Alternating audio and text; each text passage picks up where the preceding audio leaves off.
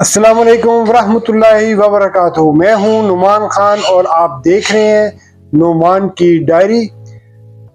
बादल का फटना, cloud burst, ये क्या होता है? आज इस मौजू के ऊपर मैंने आपसे बात करनी है। पहला सवाल।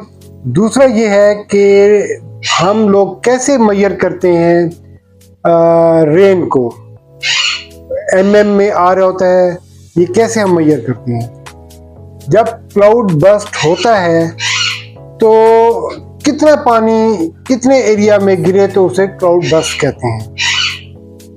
चौथा जो सवाल ये है वो बहुत अहम है कि इससे क्या क्या नुकसानात हो रहे हैं या हुए हैं और हम इसको कैसे जो है वो कंट्रोल कर सकते थे, या आगे हम क्या मेजरमेंट करें कि ये इसका जो नुकसान है वो मिनिमाइज से मिनिमाइज हो सके। इस मौजू के ऊपर आज मैंने आपसे बात करनी है।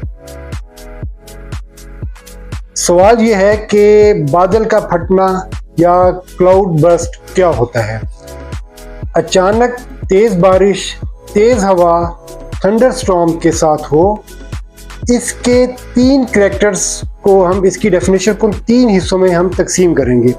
Number 1 intense rainfall, number 2 short duration, number 3 localise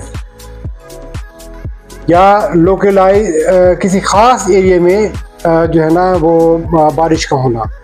अच्छा, इंटेंस रेनफॉल ये होती है कि 100 mm बारिश हो 1 घंटे में, तेज हवा के साथ, और इतना तेज प्रेशर होता है उसका कि जैसे पानी का पहाड़ ऊपर से नीचे गिर गया हो। और ये इतना तेज होता है कि अगर इसके नीचे हैवी बड़े बड़े पत्थर भी क्यों हो वो भी अपनी पोजीशन से हट जाएंगे।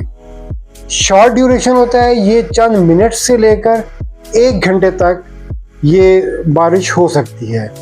तीसरा, ये एक ख़ास एरिया में जो है वो लोकलाइज्ड होता है। अमूमन इसको 1 किलोमीटर के आते में के एरिया जो होता है उसमें ये कंसीडर किया जाता है कि 100 mm 1 घंटे में बारिश एक ख़ास एरिया में हुई हो। बाज़ लोग इसको 10 किलोमीटर का जो स्केल होता है उसको भी कंसीडर करते हैं, लेकिन वो बारिश की रेशो उसकी वो मुख्तलिफ होती है। जी, अब सवाल ये पैदा होता है कि रेनफॉल जो होती है उसको हम मेजर कैसे करते हैं। ये अमूमन मेजर की जाती है mm में, यानी कि मिलीमीटर्स में। तो मिलीमीटर्स में मीटर्स जो होती है वो लंबाई को मेजर करने का एक पैमाना है, लेकिन यहाँ पर हम इसको वाटर की रेन को मेजर करने के लिए मिलीमीटर की टर्म यूज़ कर रहे हैं। वो क्यों करते हैं वो मैं आपको बताता हूँ। हम एक कंटेनर लेते हैं, उसकी जो लेंथ है वो है 1 मीटर, उसकी जो डेप्थ है वो भी 1 मीटर है। अच्छा, अब उसकी जो ऊंचाई है वो हम 200 mm तक भी ले जा सकते हैं, जहाँ तक मर्जी लेके जाएं उसको। वो हम सपोज हमने यहाँ पे कर ली 100 mm, ये हो गया 100 mm। ठीक है, अब हम इसको मेजर्स कर लेते हैं पैमाइश के तौर पे। ये 1 mm है, ये 2 mm, ये 3, 4, 5, 6, 7, 8, जहाँ तक भी जा रहा है। ये 100 है, 200 है, जहाँ तक भी इसकी हाइट है। अच्छा, अब हमने इसको मेजर करना है, वो कैसे करेंगे हमने 1 लीटर हमने पानी लिया। वो हमने जब इसके अंदर इस कंटेनर के अंदर डालेंगे तो वो 1 mm जितना हाइट इसकी कवर करेगा। तो ये हम कहेंगे कि बारिश जो है वो 1 mm इसकी बारिश हुई है। अब अगर किसी जगह पे 40 mm बारिश हुई है तो हम कंसीडर करते हैं उसको, यहाँ पे 40 अगर आता है तो ये हो गई 40 mm इसकी इस एरिया में बारिश हुई। सपोज हम कहते हैं कि रावलपिंडी में या कराची में जैसे आजकल बारिश ज़्यादा हो रही है, तो वहाँ पर 40 mm बारिश हुई है पूरे के पूरे कराची के एरिया में। मुख्तलिफ जगहों पे उन्होंने मैयर करके ऐसे मेजरमेंट करने का तरीका वो ये होता है। ये मुख्तसर सा टाइम पे मैंने आपको ये बताने की कोशिश की है। उम्मीद करता हूँ आपको ये बात समझ आ गई होगी। सवाल ये पैदा होता है कि ये क्लाउड बर्स्ट हुआ कैसे, ये इवेंट कैसे जो है ना वो हो गया कि पानी इतना हैवी मिकदार में क्लाउड्स में मौजूद था और वो अचानक हट के नीचे गिर गया। इसकी 3 स्टेजेस होती हैं, कॉमनली 2 ही है, लेकिन मैं आपको तीसरा भी साथ ऐड कर लेता हूँ। पहली स्टेज ये है कि राइजिंग ऑफ एयर, स्टेज 1। उसमें ये होता है कि ह्यूमिड गर्म हवा जो है वो मॉइस्चर के साथ ऊपर उठी, तो ये राइजिंग ऑफ एयर हुई। दूसरी स्टेज ये होती है कि एयर का रश करना ऊपर की तरफ, उसके साथ मॉइस्चर साथ होता है और वो क्योंकि अमूमन ये पहाड़ी इलाकों पे होता है तो पहाड़ के साथ वो टकरा के, ये स्टीप हालत में पहाड़ होते हैं, तो लगा के ऊपर रश करती है एयर।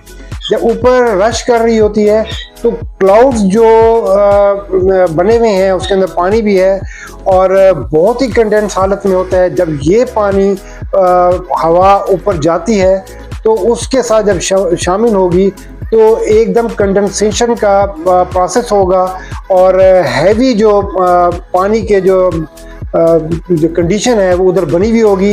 और जब ये गर्म हवा ऊपर जाती है तो एक किस्म का ये ऐसे ही होता है कि एक बैलून है, उसके अंदर हमने पानी भरा हुआ है और उसको हम नीचे से अगर हम किसी शार्प चीज़ के साथ, छुरी के साथ या हमने किसी नीडल के साथ उसको मारेंगे तो पानी ऐसे गिरता है नीचे।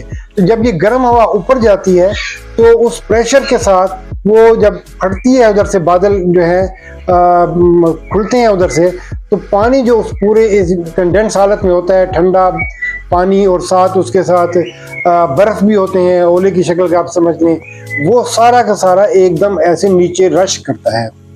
अच्छा, 2 इसमें चीज़ें हो गई, एक अप ड्राफ्ट हो गया जब हवा ऊपर गई और दूसरा डाउन ड्राफ्ट हो गया जब पानी कंडेंस हालत में नीचे उसने रश किया। अब जब ये नीचे रश करता है तो ये क्या क्या मसाइल पैदा करेगा आगे, वो मैं आपको आगे बताता हूँ। एक सवाल ये हुआ कि क्या ये मैदानी इलाकों में भी हो सकता है? जी हाँ, ये मैदानी इलाकों में भी हो सकता है, खुसूसन साहिली इलाकों में इसकी कंडीशंस आजकल देखी जा रही है, वहाँ पर भी ये चीज़ देखने में आ रही है। अच्छा, जब ये पानी नीचे आता है तो ये क्या क्या इम्पैक्ट जो है वो डालता है? तो नंबर 1 ये डालता है जब फ्लड की कैफियत हो जाती है, पानी का प्रेशर बहुत सख्त होता है, पहाड़ के ऊपर वो पानी ऐसे गिरा बड़े प्रेशर के साथ, तो इतना प्रेशर होता है कि अगर उसके नीचे कोई गाड़ी खड़ी हो तो पूरी की पूरी पिचक जाएगी। जब वो पानी ऊपर गिरा, बड़े पत्थरों पे गिरा, पहाड़ की मिट्टी पे गिरा, तो मिट्टी और वो पत्थर वो आगे अपनी पोजीशनों से हिल जाते हैं, नरम मिट्टी हो जाती है और पत्थर जो होते हैं वो उसने अपनी पोजीशन को से हट गया।